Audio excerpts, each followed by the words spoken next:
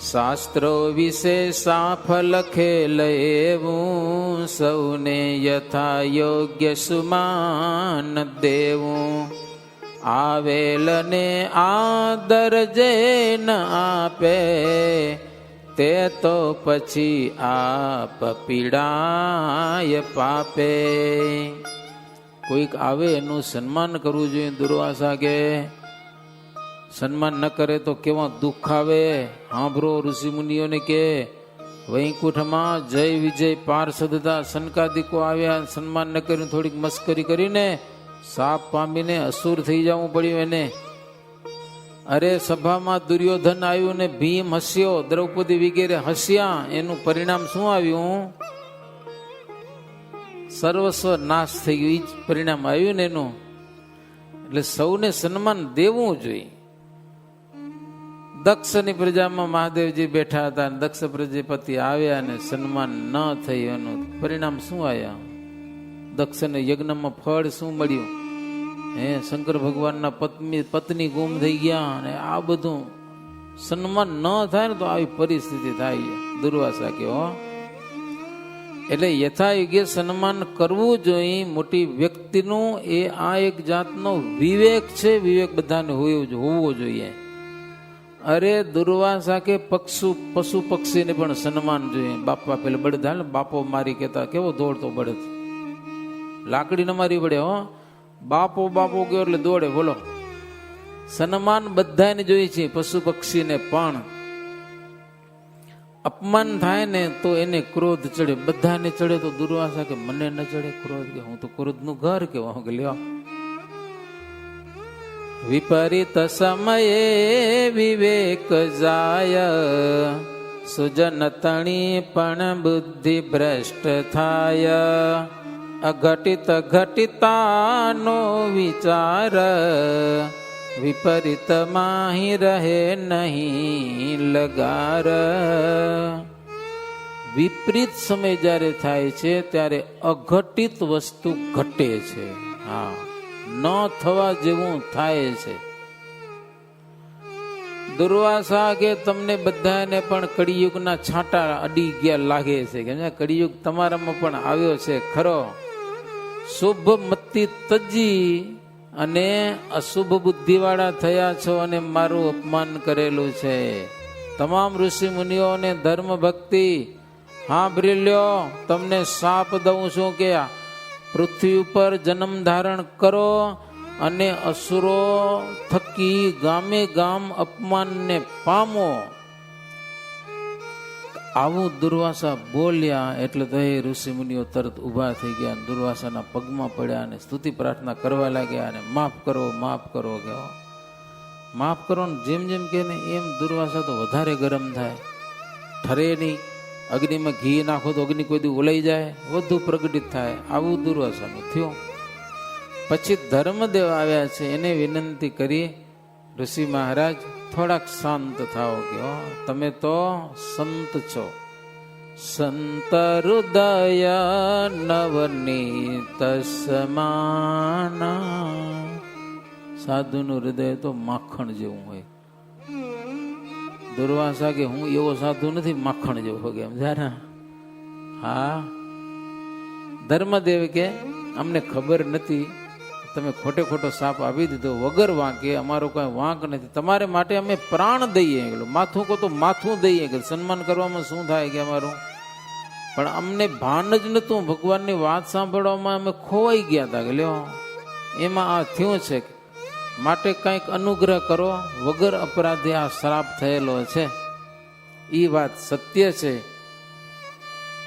દુર્વાસા કે નહીં મુજ સાપ કદી વૃથા થવાનો. થોડાક ઠર્યા તો ખરા સમજા ને. વગર વાગે તમે સાપ દઈ દીધો. થોડાક આગળ તો આવું તો ને ખબર પડે કોક ને આવ્યા એમ. હાવ વાંહે લગાઈને બેઠા હો, ઉભા હો. પછી ધર્મદેવ બહુ વિનંતી કર્યો કે અમને સાપ થકી મુક્ત કરો. કે સમજા ને વગર વાંકે થયો છે. અમે કઈ ગુનો નથી કર્યો તમારો.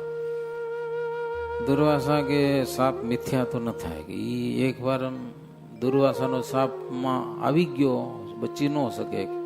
હું કઈ અંગીરા નથી કે ગૌતમ નથી કે સાપમાંથી મુક્ત કરું. હું તો રુદ્રનો અંશ છું, મારા થકી સુર નર મુનિ બધા બીવે કે સમજાને. પણ હવે ઠીક છે કે હો, બીજી વાર આવું કરતા નહીં કે સમજા કે નહીં. દુર્વાસા કે બીજી વાર આવું કરતા નહીં. હે ધર્મ અને ઋષિ મુનિઓ, મારા શાપ થકી હું નહીં પણ આ નારાયણ ભગવાન છે ને એ તમને મુકાવશે હો. એમ કહીને દુર્વાસા તો ગાડી રિટર્ન નો સીધા પાછા કૈલાસમાં ચાલ્યા ગયા. મરીચવાદિક મુનિઓ બહુ ઉદાસ થયેલા છે. નારાયણ ભગવાન પાસે આવ્યા છે અને કે આમ થઈ ગયું, આમાં થોડીક નવીન કથા છે એટલી. હવે આ બધા ઋષિ મુનિઓ આવ્યા કે અમને શાપ થઈ ગયો, શું કરવું? નારાયણ ભગવાને મૂંઝાણા, કરવું શું? એટલે ધ્યાન કર્યું. કોનું ધ્યાન કર્યું? ભગવાન કોનું ધ્યાન કરે કોતા? ગાંધીભાઈ બોલો બોલો, હા તમને પૂછી લઉં. ના એમ ના હાલે, હરિભક્તો થોડા ધ્યાન કરવાના હોય. એવું ક્યાં આવે કોઈ શાસ્ત્રમાં લખ્યું કે ભગવાન હરિભક્તોનું ધ્યાન કરે? એમ ક્યાં આવે? બધું મેન જ આટલા વર્ષો થઈ ગયા. ભગવાન, જો ભગવાન થકી ઉપર કોઈ નથી, એટલે ભગવાન ધ્યાન કરે ને. જો શ્રી કૃષ્ણ પણ ધ્યાન કરતા હતા, ભાગવતમાં કથા આવે છે. અને શ્રીજી મહારાજ પણ સવારે ઉઠીને ધ્યાન કરતા હતા. ભગવાન કોનું ધ્યાન કરે? પોતાનું ધ્યાન કરે, સ્વ સ્વરૂપનું ધ્યાન કરે. કોનું ધ્યાન કરે? પોતાના મૂળ સ્વરૂપનું ધ્યાન કરે. એટલે નરનારાયણ ભગવાનને કોન્ટેક્ટ લગાડ્યો છે અક્ષરધામમાં. આમાં કથા લખી છે એટલે કહું, પોતાનું જે મૂળ સ્વરૂપ છે અક્ષરધામમાં, જે પ્રભુ અનાદિ કૃષ્ણ બિરાજમાન છે ને એનું ધ્યાન કર્યું. એટલે અક્ષરધામમાંથી ભગવાને કીધું, નારાયણ ભગવાનને તમે ચિંતા ન કરો, ધર્મ ભક્તિ ઋષિ મુનિઓને સમજાવી દો, આપણે પૃથ્વી ઉપર જવું છે.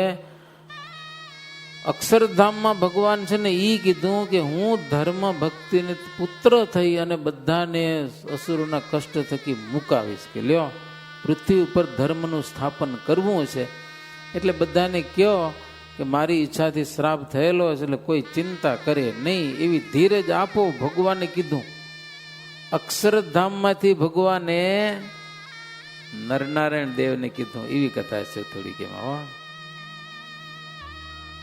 એટલે પછી નારાયણ ભગવાન ધ્યાન થકી જાગ્યા અને ધર્મ ભક્તિ અને તમામ ઋષિજનોને વાત કરી કે વાત આવી છે કે અનાદિ કૃષ્ણ જે પરમ તત્વ પરમાત્મા છે એને વિચાર છે તમારે ત્યાં પૃથ્વી ઉપર જન્મ ધારણ કરવાનો, પૃથ્વી ઉપર અધર્મનો નાશ કરીને સદ્ધર્મનું સ્થાપન કરવું છે.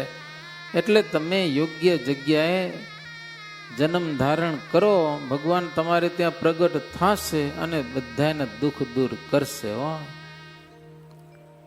પછી તોય ઋષિ મુનિઓને એટલો બધો સંતોષ નથી સમજ્યા ને. પછી એને સંતોષ થાય એટલા માટે શ્વેતદીપ ધામમાંથી મુક્તો આવી ગયા. શ્વેતદીપ ધામના ભગવાન વાસુદેવ નારાયણ કહેવાય, એ અહીંયા કને આવ્યા ને. પછી બ્રહ્મા, ઇન્દ્ર, ચંદ્ર, સૂર્ય આ બધા પોતપોતાની પત્નીઓ સહિત વાહન ઉપર ચડી ચડીને બધા અહીંયા કને આવ્યા હો. નરનારાયણ ભગવાનના ચરણમાં પડ્યા છે. મહાદેવજી પણ પોતાનો આખો પરિવાર લઈને અહીંયા કને આવી ગયા બદ્રિકાશ્રમમાં. મહાદેવજીનો બીજો પરિવાર ભૂત પિસ્સા છે, એ આવ્યા બધા. લ્યો કે અમારે હાલું છે બદ્રિકાશ્રમમાં દર્શન કરવા. એ ભૂતો ને પ્રેતો ને ડાકીને સાકીને આ બધો મહાદેવજીનું શું કહેવાય, લશ્કર, સૈન્ય આખું. આ બધા આવ્યા અહીંયા કને. પણ ઈ આવે એટલે બધા છાનામાના ના આવે, સમજે ને, ભૂતાવડ આવે ને. ગગન અવની વિરહાક ગાજે, ડમરું વિશેષ વિષાણ ડાક વાજે, ત્રિનયન ગણધારી રૂંડ માળા, તન પર તેમ ધર્યા ભુજંગ કાળા. જો આકાશમાં વિરહાક વાગતી આવે ને, ડમરું વાગતું આવે ને, અને કાળા નાગ વીટેલા ને આવા હો. ઈ આવે અહીંયા કને નરનારાયણ ભગવાનને વંદન કર્યા બધા, અને સભામાં બેઠા બધા હો. જય જયકાર થયો. પછી આ બધા આવ્યા હતા ને એને નારાયણ ભગવાને વાત કરી કે વાત આવી બધી છે કે ને થોડી ગડબડ થઈ છે પૃથ્વી ઉપર. આ બધા ઋષિ મુનિઓ જો જન્મ ધારણ કરે ધર્મ ભક્તિ ને બધા તો ભગવાન એને ત્યાં જન્મ ધારણ કરે. એટલે બધાએ કીધું સમજ્યા ને. શ્વેતદીપ ધામના મુક્તો હતા, વાસુદેવ, નારાયણ, 88,000 મહર્ષિઓને બધાને વાત કરી કે તમે જન્મ ધારણ કરો, ભગવાન તમારે ત્યાં આવશે, થોડા જજા દુઃખ સહન કરવો પડશે, લીડામાં મજા બહુ આવશે, ભગવાન ભેગું ફરવા જડશે. ધર્મદેવના ઘરે તો ભગવાન સ્વયં પ્રગટ થશે. એટલું જ નહીં, કંઈક ના કામ થઈ જશે, પૃથ્વીનો ભાર દૂર થઈ જશે અને ભગવાન તમને બહુ લાડ લડાવશે કે એટલે તમારે તો રાજી થવું જોઈએ, મૂંઝાવું ન જોઈએ કે એમ. એ ધર્મ ભક્તિ ઋષિ મુનિઓને બધા સમજાવ્યા સમજા ને. શ્વેતદીપ ધામના મુક્તો કે કેટલાક મુક્તો ગ્રસ્ત થશે, કેટલાક ત્યાગી થશે અને ભગવાનની સેવા મળશે તમને બધાને. અને સ્વયં ઉદ્ધવજી છે પણ એ પણ મનુષ્ય રૂપે થશે. આ બધું થવાનું છે. અને સંપ્રદાય ઉદ્ધવ સંપ્રદાયની સ્થાપના થશે ને એમ બધાએ વાત કરી હો. એ 88,000 ઋષિ મુનિઓ તો બધાને સમજાવ્યા કે તમે જન્મ ધારણ કરો બધા ને. પછી બધા પોતપોતાના ધામમાં ગયા અને પછી ઉદ્ધવજી જન્મ ધારણ કર્યો. એ કથા તો હું તમને કહીશ. ધર્મ અને ભક્તિ તો જન્મ ધારણ કર્યો એ કથા તો આવી. ઉદ્ધવજી તો અયોધ્યા નગરમાં કશ્યપ બ્રાહ્મણને ત્યાં સર્વરિયા ઋગ્વેદી અજય બ્રાહ્મણ અને સુમતી માત પિતા થકી જન્મ ધારણ કર્યો 1895ની સાલમાં. અને જન્માષ્ટમીને દિવસે જ ઉદ્ધવજીએ જન્મ ધારણ કરેલો છે. જાત કર્મ સંસ્કાર કર્યા બધા. રામ શર્મા એનું નામકરણ કરેલું છે. જગનો પવિત્ર સંસ્કાર કર્યો. એ ધીરે ધીરે થોડું જાજુ ભણ્યા. પછી તીર્થ કરવાને બાને, ભણવાને બાને તીર્થ કરવા નીકળી જાય છે પોતે. પછી આ પૃથ્વી ઉપર એ ઋષિ મુનિઓ બધા જન્મ ધારણ કરે છે ને. તો આ બધી કલિયુગને ખબર પડી કે મારે હવે તો એ બધા આવવાના છે કે લ્યો આપણું જોર કઈ હાલશે નહીં. કળિયુગને લાગી બીક. પરિવારને ભેગો કર્યો કળિયુગે. કળિયુગ બધાને કે મને બીક લાગે છે કે તમારું રાજ હવે બધું લેવાઈ જશે, તમે કંઈક સાવધાન થાવ, કંઈક ઉપાય કરો. એટલે પેલો કામ બોલ્યો હો એ કે તમે ચિંતા ન કરો કળિયુગને, કે હું ગમે એના અંતરમાં પ્રવેશ કરી જઈશ ને એને કને પાપ કર્મ કરાવીશ. કે કામ બોલ્યો પેલો. સુર નર મુનિ કોઈને મને કોઈ જીતનાર નથી કે ગમે તેવા હું બધાને જીતી જાઉં. પછી ક્રોધ બોલ્યો એ કે કદાચ કોઈ કામને જીતી જાય તો હું ક્રોધ બેઠો છું કે હું ભાંગી નાખીશ એને, કે લેવા મારું બળ બુદ્ધિ હું કરીશ, મોટા મોટા ઋષિ મુનિઓના વ્રત ભંગ હું કરીશ કે ક્રોધમાં આવી જાય છે. તો પછી ત્રીજા નંબરમાં લોભ બોલ્યો. લોભ કે કદાચ કોઈ યુદ્ધમાં કામ કે ક્રોધ એને જો જીતી જાય તો લોભ હું તો ભલેરાને ફગાવી નાખું. કે લોભ તો પાપનો બાપ કહેવાય ને, સમજ્યા ને. બધાને શુદ્ધ બુદ્ધ ભૂલાવી દઈશ કે ગમે એવા હશે તોય. એટલે મારે જેવો તો કોઈ નથી કે કારણ કે હગા ભાઈ ભાઈમાં ઝઘડા કરો. લોભ પૈસાથી નથી થતો, જમીન માટે નથી થતા. એ મારું કામ. બાપ દીકરા મારા કેસ કરે લો એકબીજાના. લોભ કે એમ હું બધામાં ગરી જઈશ કે કોઈને સુખેથી જીવવા નહીં દઈ. કુરુકુળનો મેં વિનાશ કર્યો. લોભ કે એ મારું કામ. બોલો આખા કૌરવ કુળનો વિનાશ ખાલી 2-5 ગામ પાંડવો માગતા હતા, ના દીધા. પરિણામ શું આવ્યું? બધું ગયું મૂળથી. પછી માન બોલ્યો કે ઈ તમે કદાચ જીતાઈ જાઓ તો મારા જેવો તો સુરો કોઈ ન મળ્યો. મહાસુરવીર જોધો જદુ કુળનો મેં વિનાશ કર્યો કે આખા જાદવ કુળનો મારે જેવો કોઈ નહીં કે લ્યો. તન ધન ઘર બાર લાજ જાય અતિ અપકીર્તિ જનો વિશે જણાય ગયા. સેનાથી લોભ, પછી આવ્યો માન. જદુકુળનો નાશ માન કહે છે કે મેં કર્યો કે જો ઘર બાર તજાય બધું થાય પણ માન તજાતું નથી. માન કે ગમે એવાને હું ફગાવી નાખું કે મને કોઈ મૂકી શકે નહીં. કોઈક એમ કહે કે હું અભિમાન છોડી દીધું ને તો એનું એને અભિમાન આવે, પણ તજતા ગીરી મેરું શૃંગ ડોલે. માન તજવું એટલે ભારે વાત છે હો. એનો મોટો પરિવાર હો. રજો ગુણ ને તમો ગુણ ને રસાસ્વાદ ને ઈર્ષા ને મદ મોહ પ્રમાદ, આ બધા પોતપોતાનું જોર કરીને બતાવ્યું. કડી યુગને કે તમે પાછા ન હટજો, લો આપણે જોર કરશું કેમ જા. તો કલિયુગ આ બધાનો સહારો લીધો હોય પોતાના પરિવારનો. ભગવાન શ્રી કૃષ્ણે પાપીઓનો નાશ તો કરેલો સમજા ને, પણ અનેક અસુરો વાસનિક રહી ગયા. કેટલાક ભગવાનના હાથે હણાણા, એનો ઉદ્ધાર થઈ ગયો, પણ કેટલાક રહી ગયા. એ હારા વેર લેવા માટે હવે અત્યારે જન્મ ધારણ કર્યા છે. એ તો મંડી જ પડ્યા આવીને બીજી વાતની અધર્મમાં. મુનિજન વૃષભક્તિ ધારી કાય, પ્રથમ કથા તમને સુણાવીરાય. મહિતળ મત યુદ્ધ વેચ લાવ્યો, પુનિત પ્રસંગ કહી સચિત્ત ભાવ્યો. અચિંત્યાનંદ બ્રહ્મચારી કહે છે, હે રાજન, ધર્મ ભક્તિ આ બધા જન્મ ધારણ કર્યા છે આ પૃથ્વી ઉપર. ઋષિ મુનિઓ પણ આવી ગયા બધા. હવે ઉદ્ધવજી જે રીતે સંપ્રદાયને ચાલુ કર્યો ને એ કથા હું તમને હવે પછી કહીશ. અત્યારે કથાને વિરામ. આવતીકાલે નિયમ એકાદશી છે. 5 મિનિટ કદાચ ભલે મોડું થાય, પણ આજે વડીલ સંતોના આશીર્વાદ લેવા છે. અને સ્વામી પાસેથી આજે આપણે બધાને કાંક ને કાંક નિયમ લેવાના છે સમજા ને. સ્વામી નિયમની વાત કરે તો એમાંથી કાંઈકનો કાંઈક નિયમ લઈ અને આપણા ચાતુર્માસને આપણે સફળ કરવાનો છે. इति शिवे हरिलाल जी आचार्य विरचिते हरिलीलामृते चतुर्थ कलशे चिंत्यानंद वर्णींद्र वैश्येन्द्र संवादे उद्धव जन्म कथन बद्रिकाश्रमे दुर्वास शाप कथन नामा अष्टमो विश्राम. सहजानंद स्वामी महाराजनी जय. જનો જય સ્વામિનારાયણ. કથા બધી સારી આવ્યો. ઉદ્ધવ સંપ્રદાયની રામાનંદ સ્વામી આપણા ઉદ્ધવ સંપ્રદાયના પ્રવર્તાવનારા કેટલા દુઃખ વેઠ્યા હતા.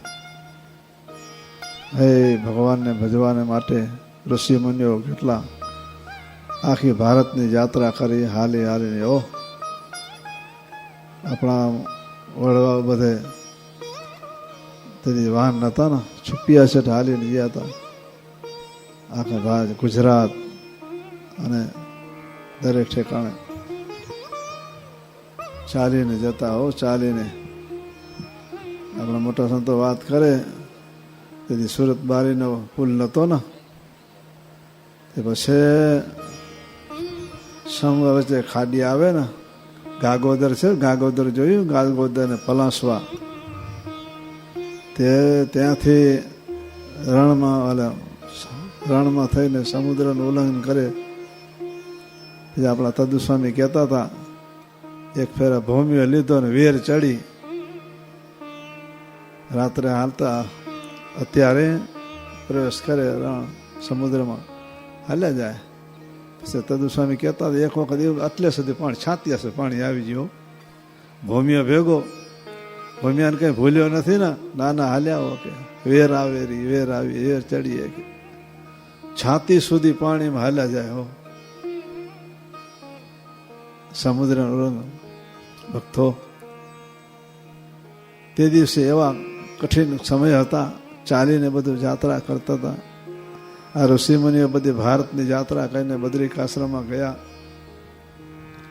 અને ત્યાં કાને નરનારાયણ ભગવાને પૂછ્યું કે મારી ભરતખંડની પ્રજા મારી પ્રજા હો. આપણે બધા ભગવાન સ્વામિનારાયણ આશ્રિત છે ને, નરનારાયણ દેવના, એટલે મારી પ્રજા કયું સુખી છે ને.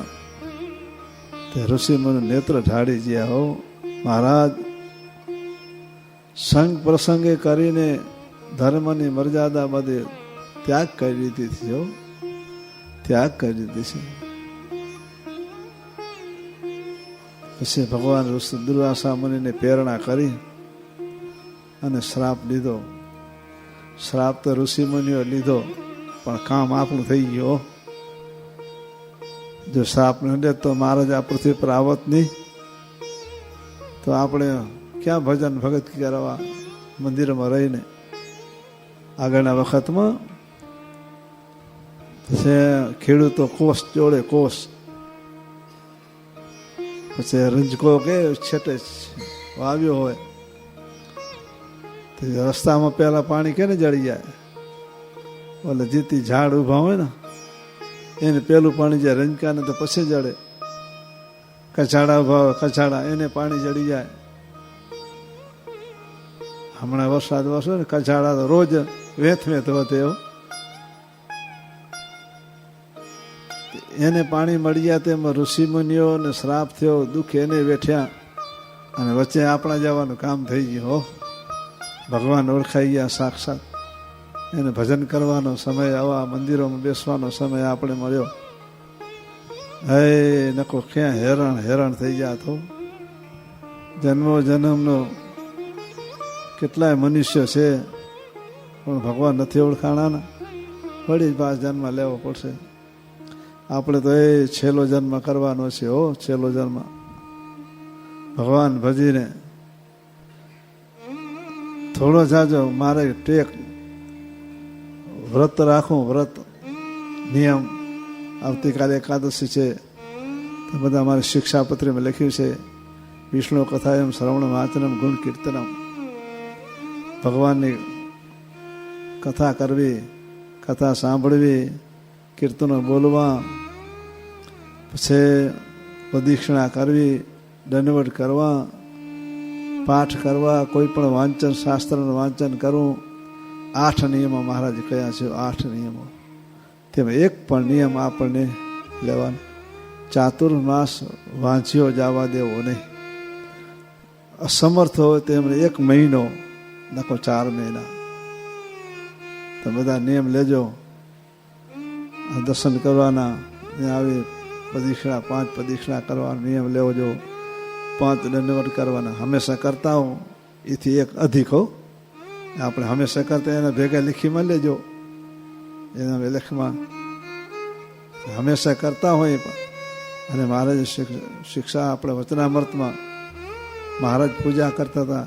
મહારાજ પૂજા કરી લીધા પછી 1 દંડવત અધિક કર્યો. સુખસ્વામીએ પૂછ્યો, મહારાજ 1 દંડવત અધિક કેમ કર્યો? મહારાજ કે અમે દરરોજ ભગવાનની પાસે માગતા કામ કરો ત્યાં અંતરસ્થ રક્ષા કરજો, 4 પ્રકારના કુસંગી દક્ષા કરજો. પણ આજ તો અહીંયા અમને એવો વિચાર આવ્યો કે જાણે કે અજાણે ભગવાનને ભગવાનના ભક્તોનો અપરાધ ન થઈ જાય ને, એટલા માટે 1 દંડ અધિક કર્યો છે. સુખસ્વામી સાધુ કેવા ભગવાનની નાની સરખી ક્રિયામાં ચીવટ રાખે, એટલા માટે અધિક કર્યો. તેમ તમે બધા આવતીકાલથી કોઈ માળાનો નિયમ લેજો. હંમેશા 5 માળા ફેરવતા હો ને તો 5 માળા અધિક લેજો. 5 દંડવત કરતા હોય તો અધિક દંડવત કરજો. દરરોજ હંમેશા મંદિરના આવતા હોય તો મંદિરે 1 વખત આવો. 1 વખત ભગવાનના દર્શન કરીને જાઓ. આપણા મિસ્ત્રી લોકો હતા ને, મિસ્ત્રી લોકો એ મધ્યપ્રદેશમાં રહે, સૌરાષ્ટ્રમાં, મહારાષ્ટ્રમાં બધા રહે. પછી ત્યાંથી નરનારાયણ દેવ દર્શન કરવા આવે ને, નરનારાયણ દેવના સુરત બારી ઉતરે એટલે કચ્છનો આ કચ્છ જિલ્લો સુરત બાર ત્યાંની પર આવી ગયા ને. કચ્છ જિલ્લામાં આવ્યા એટલે ખાવાનું પીવાનું બધું બંધ કર્યું. અને તે દિવસે રેલ ઉપતી આપણે ગાંધીધામ. પછી ત્યાંથી બસમાં આવે, અહીંયા કને આવે તો ઠાકોરજી પહોંચી જાય, 12 વાગી જાય. અને રેલ તો કીધી વહેલી તો હોય નહીં, ટેમમાંથી હોય નહીં. અને બસે આપણે કીધી ટેમમાંથી ન હોય, 5 મિનિટ મોડી જ હોય. તો એ પછી આવ્યા, હવે દર્શન નરનારાયણ દેવને પહોંચી ગયા હોય. સંતો કહેશે ભક્તોને જમી લો, પાણી પી. ના સ્વામી ભગવાનના દર્શન કર્યા અને કર્યા છે પાણી નહીં પીવાની જમાશે પણ નહીં હો, એવા એના નિયમ. તમે પછી એવું ભુજ જાઓ ને, ભુજ એવું નિયમ રાખજો કે કામ પ્રસંગે ગયા ભુજમાં તો નરનારાયણ દર્શન કરીને પછી આપણે બીજું કામ વ્યવહાર સામેથી કામ કરવું, એવું પણ એક નિયમ કહેવાય. અહીંયા કાને દરરોજ એક વખત ભગવાનના દર્શન કરી એવું એક નિયમ લેખવું, એ નિયમ કહેવાય. ઘરેથી ચાલ્યા આવ્યા જન્મ મંગલના પાઠ કરી લે, 5 પાઠ કરી લેવા, એ પણ એ નિયમ છે. અહીંયા આવી દંડવટ કરીએ, 5 કરીને 5 બીજા કરીએ, 1 કરીએ 5 ખાતા હોય 6 કરીએ તો એક નિયમ છે. ખબર કાણીગા આપણે શું દૂધી જેવું દૂધી ને ઘીસોડી, પછી આ ઝાડ મળે તો વહેલા છેટ માથે ચડી જાય. હો, માથે ચડી જાય. તેમ ભક્તિ છે ને, ભક્તિ નિયમથી વધે. રોજ 1 માળા ફેર્યું તો મહિને કેટલી થાય? 30. 12 મહિને 360 થઈ જાય. અને 360 માળા ભેગી ફેરવી હોય તો તમે ફેરવો, કેટલી વખત થઈ જાય. પણ નિયમ છે ને, રોજ 1 માળા ફેરવી તો 360 માળા થાય 12 મહિને. તો એવો નિયમ લેજો. એક વાણી હો તો વાણી સમજે ને, કેને ન દેવું એવો નિયમ લઈ આવ્યો. યાત્રા કરવા જીવો છે ને, યાત્રા કરવા કાશીની યાત્રા, કોઈને 1 પૈસા ભર અન્ન કે કાંઈ પૈસો કાંઈ પણ ના આપવું. વસ્ત્ર, અન્ન, પાણી કાંઈ ના આપવું, એવો નિયમ લઈ આવ્યો. મોટો પૈસાદાર માણસ ગામમાં, એ ગાયોને માટે આવે, સંતો આવે મંદિર કરવાને માટે, એના દેરાસર કરવાને માટે એના આવે, પણ 1 પૈસો ના આપ્યો. પૈસો આખી જિંદગી વ્યતીત થઈ ગઈ, પણ 1 પૈસો કેને ના આપ્યો. ભગવાને વિચાર કર્યો કે આને નિયમ તોડાવવો. ખુદ ભગવાન વાણિયાનો નિયમ તોડાવવો કે ભિક્ષામ દઈ કે સાધુનો વેશ, અમારે જો વેશ ધન જાય ને બાણે ઉભા રહ્યા. ઉભા રહે નારાયણ હરે સચ્ચિદાનંદ પ્રભુ એમ કે ઉભા રહ્યા, ભિક્ષા દો. વાણિયો અંદર બેઠો હતો. છોકરાને કહ્યું કાંઈ છે નહીં કે તમારા બાપુજી છે ઘરમાં બેઠા હતા. તો બાપુજી એમાં કામમાં છે કે ચાલે જો બીજે ઠેકાણે લઈ લો, આવતીકાલે આવજો. ના, આજે અહીંયાથી લેવા આવ્યો છો. એમ કરતા કરતા કલાક થઈ, પણ 1 છાંટ પૈસો બાપા ઓલી છોકરા કે બાપા કયો ને બેના દઈ દે, 1 આનું દઈ દે છેલ્લી બાકી જાય રવાનું થાય. ના, નિયમ લઈ આવ્યો ને આપવું નથી. એમ કરતા કરતા 2 કલાક 3 કલાક મહારાજ સવારથી આવ્યા હતા, હા સુધી ઉભા રહ્યા બપોર સુધી. છોકરાને કહ્યું અમારા બાપુજી મરી ગયા કે એમ કયો કે તો હાલો જશે. ભગવાને કહ્યું બાપુજી મરી ગયા તો શમશાનમાં ભેગો હાલીશ કે. ખપણ લેવા ગયા ઓઢાડવામાં જોઈને, હવે ભાગી જશે કે ના. ઠાઠડી બાંધો કે ઠાઠડી બાંધી, બોલો રામ એમ કે નીકળ્યા. તો મહારાજ ભગવાનને ભેગા જ આવો. બાપા છોકરા કે બાપા કાનમાં કે બાપા કયો ને હજી થોડું દઈ દે, તમને આ મરવું ન પડે ને. ના ના, મરી જાઉં ભલે પણ 1 પૈસો ન દેવું. લાકડા ખડકો કે લાકડા ખડકે આવો, માથે હુવડાવી દીધો, માથે બીજા લાકડા નાખ્યા. બાપા હજી કયો ને થોડુંક દઈ દે. ના, 1 પૈસો નથી દેવો. તો અગ્નિ લગાવો કે તમે ના લગાવો, હું લગાવું કે લેવો મને બાકસ. પછી તો બાપાને અગ્નિ લગાવવાની તૈયારી કર્યો. બાપા હજી કયો દઈ દે. ના, બાકસ લાવો મને. એટલે બાકસ એને અંદરથી લીધો, અંદર હળગાવ્યો, અગ્નિ બળવા માંડ્યો ને તો ભગવાન પ્રગટ થયા. હો, મને હાથ ચાલીને બહાર તેલ લીધો. ખરો તું કે નિયમ લીધું હતું ને, મરવા તૈયાર થયો, પણ નિયમ એવું હતું કે ન આપવું તો ન જ આપવું. વાણી એને ના આપવાનો નિયમ લીધો તો તોય ભગવાન દર્શન લીધા. તો આપણે સાચે સાચો નિયમ લેશું તો ભગવાન દર્શન નહીં દેશે અને અક્ષરધામમાં તેડી જશે. ભક્તો, એવો નિયમ આપણે ખોટો નિયમ નથી લેવું, પણ આપણે તો સાચે સાચો ભગવાન અને સંતને રાજી કરવાને માટે કોઈ પણ એક નિયમ લેજો, માળાનો, ભજનનો. અને મારે શિક્ષાપત્રીમાં 5 નિયમ કયા છે. પછી કે ચોમાસામાં કેટલાક દૂધ ન પીવું, દહીં ન ખાવું, શાક ન ખાવું, દ્વિદળ આવે મગ કે ચોળા કે ન ખાવું, એવા બધા કેટલાક નિયમો સત્સંગી જીવનમાં ઘણા લખ્યા છે. આપણા મોટા સંતો હતા ને, સત્સંગી જીવનમાં જેટલા નિયમો છે ને એ બધા વ્રતો બધા કરેલા હતા. કેટલાક પછી એકાદશીના ઉપવાસ ન કરતા હોય, પછી ચોમાસાની એકાદશીના આપણે ઉપવાસ કરશું, એક નિયમ છે. 2 ટાણે ખાતા હોય, ફરાળ કરતા હોય 2 ટાણા, 3 ટાણે કરતા હોય તો 2 ટાણા ફરાળ કરવું, એ એક નિયમ છે. 1 ટાણું બપોરે જમી લેવું અથવા સાંજે જમી લેવું, એ પણ એક નિયમ છે એકાદશી દિવસે. કોઈ પણ નિયમમાં આપણે ભગવાન સ્વામિનારાયણને રાજી કરવાને માટે તમે દઈ આ સૂરજ પર આવે તો ભક્તજનો છો, એક નિયમ લેજો, જેને કરીને આપણે આ લોકમાં ત્યાગ કરીને મહારાજના ધામમાં આવા અક્ષરધામ આવી સભા છે. મહારાજને મુક્તે કથા વાર્તા સાંભળ્યા અને મહારાજ વચનામૃતમાં કહ્યું કે બ્રહ્માંડ સ્વામીના અને મુક્તાન સ્વામીના કીર્તનો ત્યાં ગાય છે સંતો બધા. તો એ સભામાં આપણે બધા તમને ને અમને બધા, હમણાં અમારી સભા જુદી છે ત્યાં ગઈને, અને ત્યાં તો બધા એક જ સભા છે, એક જ સભા છે. ત્યાં કોઈ નાત જાત નથી, વર્ણ નથી, બધા સરખા મહારાજને એ મૂર્તિને સુખ લેવાને આપણે લે છે બધા મુક્તો, અને આપણે એ જ પંક્તિમાં ભળવું છે. વચનામૃતમાં મહારાજ કહ્યું કે એ મુક્તોની પંક્તિમાં આપણે ભળવું છે, પણ તમે ખબરદાર થઈને રહેજો અને પંચવર્તમાનમાં પાલન કરજો. બ્રહ્મચર્યનું વ્રત કહ્યું છે, બ્રહ્મચર્યનું કે કોઈ સ્ત્રીને આપણે ઓગો ખુમાણ હતા ને, ઓગળ ખુમાણ નિયમ લીધું. એને નિયમ કેવો લીધો કે વિધવા સ્ત્રીનો સ્પર્શ ન કરવો. વિધવા સ્ત્રીનો, વિધવા આમ સમજો ને, ધણી મરી ગયા હોય અથવા તો પરણી ના હોય ને, એ પણ વિધવા કહેવાય, એનો સ્પર્શ ન કરવો એવો નિયમ લીધો.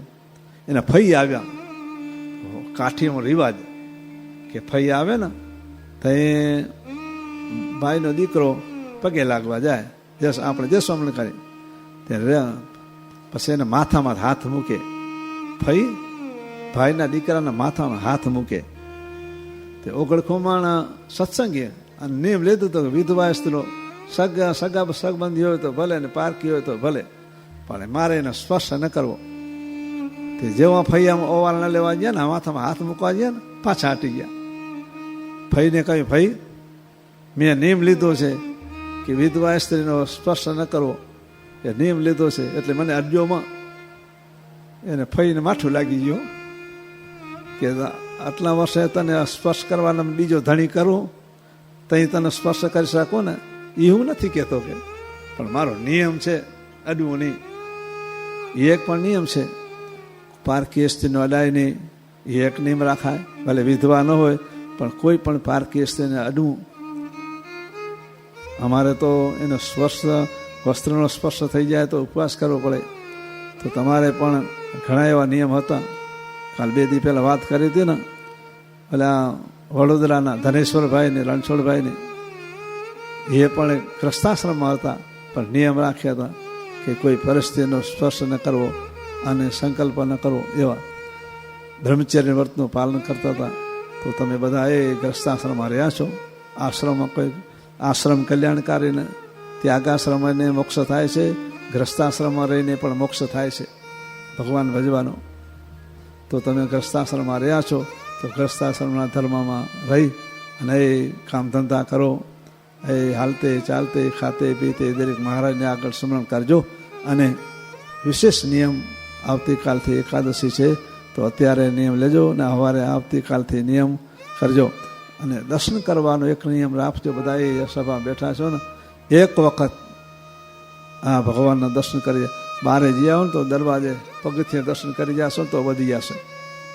બહારે પગથિયે દર્શન કરી જશો ને તો વધી જશે. ભગવાન હંભાઈ મોડું થઈ ગયું છે, બચારો દરવાજો બંધ થઈ ગયો છે એટલે દર્શન કરવા આવશે.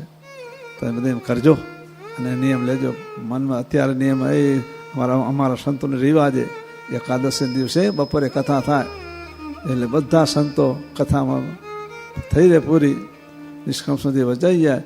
પછી 5 દંડવત કરી અને માણસો બેઠા હોય અથવા મોટા વડીલ સંત બેઠા હોય એના કારણે નિયમ લેતા જાય. વાંચવાનો, વચનામત વાંચવાનો, ભક્તિ ચિંતન વાંચવાનો, 5 પ્રદક્ષિણા કરીશ કે દંડવત કરીશ કે માળા ફેરવીશ, એવા જુદા જુદા એ બધું પોતાની શક્તિ અનુસાર નિયમ લે અને પછી માળા ફેરવે, કોઈ પ્રદક્ષિણા કરે, કોઈ દંડવત કરે. તમે બધા કરજો, કારણ કે ભગવાનના ધામમાં આપણે બધાને જવું છે. એટલા માટે આ નિયમ હશે તો મહારાજ આપણને હાથ ઝાલી લેશે, આ સંસારમાંથી બુદ્ધા આપણે ઉગારી લેશે. તો બધા કરજો. સહજાનંદ સ્વામી મહારાજની જય. શ્રીપતિમ શ્રીધરામ સર્વતે વિશ્વરામ ભક્ત મહાત્મજાં વાસુદેવ.